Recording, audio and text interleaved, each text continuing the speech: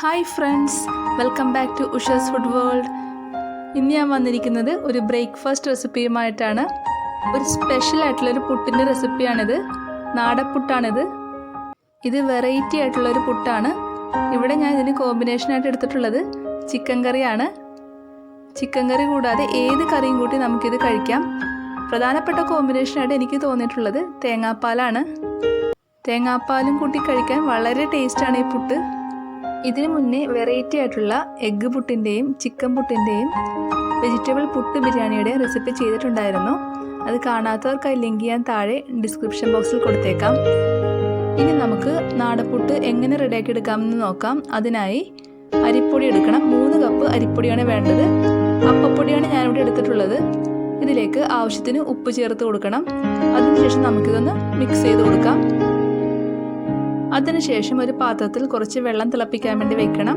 വെള്ളം നന്നായി തിളച്ചതിന് ശേഷം എടുത്തു വെച്ചിരിക്കുന്ന പൊടിയിലേക്ക് വെള്ളം കുറച്ചായിട്ട് മിക്സ് ചെയ്ത് കൊടുക്കണം. വെള്ളം തിളച്ച ഉടനെ തന്നെ ഇതിലേക്ക് ഒഴിച്ചു കൊടുക്കണം. കുറച്ചായിട്ട് വേണം ഒഴിച്ചു കൊടുക്കാൻ. ഏകദേശം ഒരു പുട്ടിൻ്റെ പരുവത്തിൽ വേണം നമുക്കിത് കുഴച്ചെടുക്കാൻ. ഒരു സ്പൂൺ ഉപയോഗിച്ച് നമുക്കിത് മിക്സ് ചെയ്തെടുക്കാം. വെള്ളം കൂടിപ്പോവരുത്. അഥവാ വെള്ളം കൂടിപ്പോയാൽ കുറച്ച് പൊടി നമുക്കതിൽ മിക്സ് ചെയ്ത് കൊടുത്താൽ മതിയാവും. ഈ പരുവമാണ് വേണ്ടത്. ഇനി നമുക്ക് പാത്രം മൂടി വെക്കാം. അതിനുശേഷം കുറച്ച് തേങ്ങ എടുക്കാം. 1 കപ്പ് തേങ്ങയാണ് ഞാനിവിടെ എടുത്തിട്ടുള്ളത്. ഇത് മിക്സിയിലിട്ട് നമുക്ക് നന്നായി അരച്ചെടുക്കണം. ഇതിലേക്ക് 4 ഉള്ളി, ചെറിയ ഉള്ളിയാണ് എടുത്തിട്ടുള്ളത്. 1/2 ടീസ്പൂൺ ജീരകം, കുറച്ച് വെള്ളം, അരയാൻ വേണ്ടി മാത്രം വെള്ളം ചേർത്ത് കൊടുത്താൽ മതിയാവും. എന്നിവ ചേർത്ത് നമുക്കിത് അരച്ചെടുക്കാം. നല്ല ജീരകമാണ് ഞാനിവിടെ എടുത്തിട്ടുള്ളത്. തേങ്ങ നന്നായി അരച്ചതിന് ശേഷം നേരത്തെ മൂടി വെച്ചിരുന്ന പൊടിയിലേക്ക് നമുക്കിത് മിക്സ് ചെയ്ത് കൊടുക്കണം.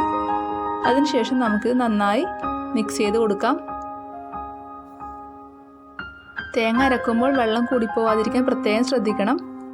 വെള്ളം കൂടിപ്പോയാൽ പുട്ട് റെഡിയാക്കുമ്പോൾ ആകെ ഒട്ടിപ്പിടിച്ചു പോകും. അതുകൊണ്ടാണ് വെള്ളം കൂടാതിരിക്കാൻ ശ്രദ്ധിക്കണമെന്ന് പറയുന്നത്.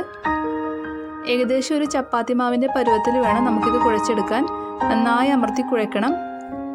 അഥവാ വെള്ളം കൂടിപ്പോയിട്ടുണ്ടെങ്കിൽ ഈ സമയത്ത് നമുക്ക് കുറച്ച് പൊടി ചേർത്ത് കൊടുത്താൽ മതിയാവും.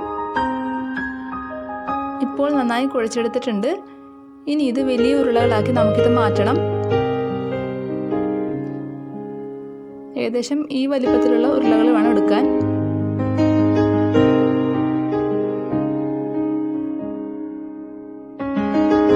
എല്ലാ മാവും ഞാൻ ഇതുപോലെ റെഡിയാക്കി എടുത്തിട്ടുണ്ട്.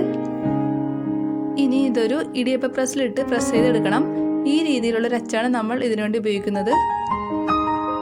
ഇടിയപ്പ പ്രസ് വാങ്ങിക്കുമ്പോൾ നമുക്ക് ഈ അച്ച് കിട്ടാറുണ്ട്. ഇനി നമുക്ക് ഇതിലേക്ക് ഓരോ ഉണ്ട എടുത്ത് ഇട്ട് കൊടുക്കാം. അതിനുശേഷം നമുക്ക് ഇതൊന്ന് പ്രസ് ചെയ്തെടുക്കണം.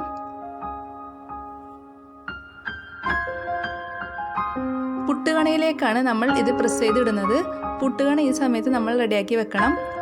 പുട്ടുകണയിലേക്ക് അതിൻ്റെ അച്ചെടുത്തിടണം. ഇതിൻ്റെ ഏറ്റവും താഴെയായി ക്യാരറ്റ് ചിരകിയത് ഞാൻ ഇടുന്നുണ്ട്. ഇത് ഓപ്ഷണലാണ്, താല്പര്യമില്ലാത്തവർ ചേർക്കണ്ട. പക്ഷേ ക്യാരറ്റ് ഇടുമ്പോൾ ഒരു പ്രത്യേക ടേസ്റ്റാണ് ഇതിന്. ഫ്രഷ് ക്യാരറ്റ് നോക്കി ഇടാൻ വേണ്ടി ശ്രമിക്കണം. ഇനി നമുക്ക് നേരത്തെ റെഡിയാക്കി വെച്ചിരിക്കുന്ന മാവ് ഇതിലേക്ക് പ്രസ് ചെയ്തിടാം. ഈ രീതിയിലാണ് മാവ് വരുന്നത്. നാട പോലെ നല്ല ഭംഗിയായിട്ടാണ് മാവ് വരുന്നത്. ഏകദേശം പുട്ടുകണയുടെ പകുതി ആകുമ്പോഴേക്ക് നമുക്കിത് അടർത്തി മാറ്റണം.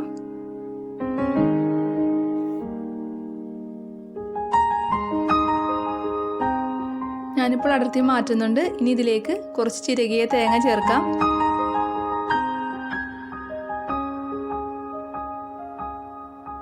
തേങ്ങ ഇടുന്നത് ഓരോരുത്തരുടെ ഇഷ്ടത്തിനനുസരിച്ച് അളവ് കൂട്ടുകയും കുറയ്ക്കുകയെല്ലാം ചെയ്യാം. പുട്ടുകണയുടെ മുകളറ്റം വരെ നമുക്കിത് നിറച്ചു കൊടുക്കണം. അതിനുശേഷം നമുക്കിതിലേക്ക് ക്യാരറ്റ് ചേർത്ത് കൊടുക്കണം. ഈ സമയം പുട്ടുകൂടത്തിൽ ഞാൻ വെള്ളം തിളപ്പിക്കാൻ വേണ്ടി വെച്ചിട്ടുണ്ടായിരുന്നു. ഇപ്പോൾ വെള്ളം നന്നായി തിളച്ചിട്ടുണ്ട്. പുട്ടുകണ ഇനി പുട്ടുകൂടത്തിലേക്ക് വെച്ചു കൊടുക്കാം.